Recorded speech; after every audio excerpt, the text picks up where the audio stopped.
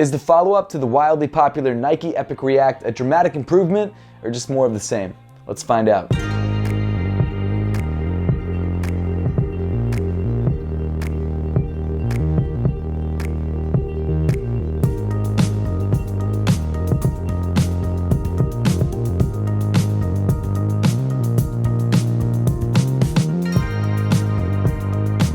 What's up everybody, I'm Seth Fowler, and today I'm reviewing the brand new Nike Epic React 2. The original Nike Epic React is a pretty incredible sneaker. Not only do you have a pretty solid Flyknit upper, but you also have this really cushioned and really soft React midsole. This sneaker originally debuted around the same time last year for I believe $150, and over the last year it's become insanely popular, not only because it looks good, but also because it's really comfortable. I've put this shoe on a bunch of my top 10 lists, and it actually got the #1 spot on the best lifestyle running sneakers of 2018.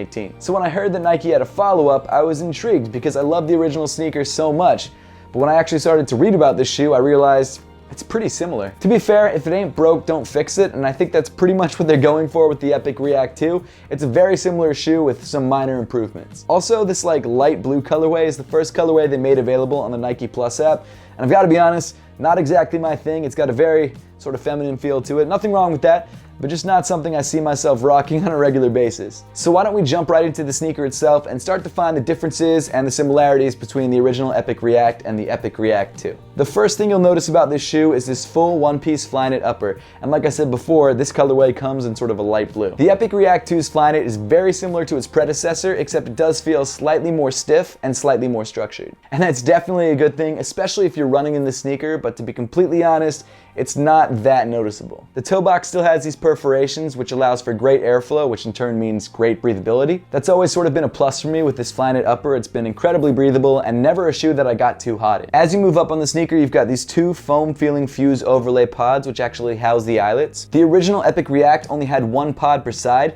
and I believe that they split it up on the Epic React 2 for a little bit of added flexibility on the midfoot, but it's not really noticeable. Weaving through the eyelets, you've got these flat laces that also come in that matching light blue. The top tongue area of the shoe remains pretty much unchanged from the original Epic React and does allow you a little bit of grip when you're pulling on the sneaker. Moving inside the sneaker, there's not really any padding to speak of. Your foot is pretty much just up against raw Flyknit, which is actually not a bad thing. It definitely gives you a one-to-one sort of sock-like fit, which I really like. The insole of the shoe comes in sort of a light purplish blue with a pink Nike swoosh printed on the heel. As for sizing, the Nike Epic React 2 fits pretty much exactly the same as the original Epic React, which I would say is true to size. However, of course, everyone's foot shape is different, and if you've never tried on a pair of Epic Reacts before, I definitely suggest going down to your local sneaker store and trying a pair on just to make sure the sizing is right for you. Continuing back on the sneaker, you have one of the biggest yet still pretty subtle changes from the original sneaker, this plastic Nike swoosh. The swoosh on the Epic React 2 comes in sort of this soft rubbery material that's embroidered onto the upper of the sneaker. Unlike the swoosh on the original Epic React, which is just a piece of fuse overlay glued onto the upper. As you continue even farther back on the sneaker, you get to the other change between the originals and the 2s,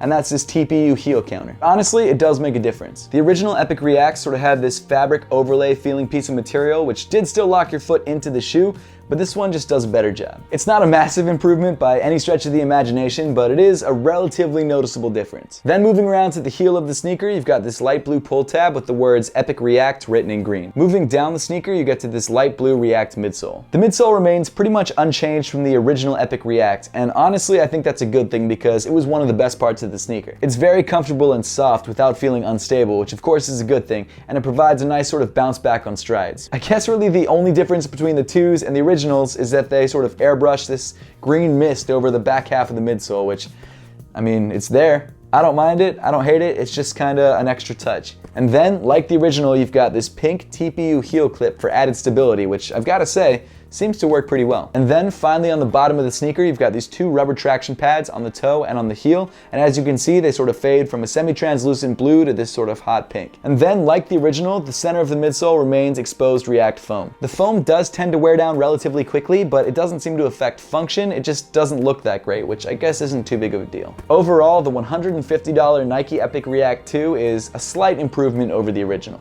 Honestly, for me, the only reason I would pick the 2 over the 1 is if they ever released a colorway colorway that I like better than the ones, but so far there hasn't been. The performance improvements are there and they're relatively noticeable, but I would definitely go with a pair of regular Epic Reacts on sale over the $150 Nike Epic React 2s. But that pretty much wraps up my thoughts on the Epic React 2. Now I would love to know your thoughts and whether you'd ever consider grabbing this sneaker, so make sure to leave those comments in the comment section down below. And as always, thank you so much for watching. Please make sure to give this video a thumbs up if you liked it, subscribe down below if you haven't yet, and I'll see you all in the next one.